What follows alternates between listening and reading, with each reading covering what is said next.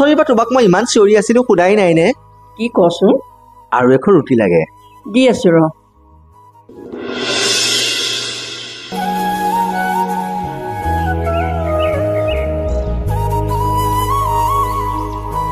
তোমালে আছে নে নাই আকৌ তই চিন্তা কৰিব নালাগে তোৰ থালখনৰ ভিতৰতে মোলে আছে মই খাম তই এতিয়া খা গৈ যা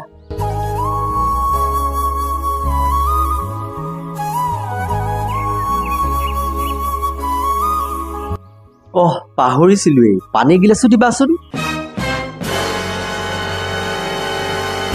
মা তুমি একো নাখালাচোন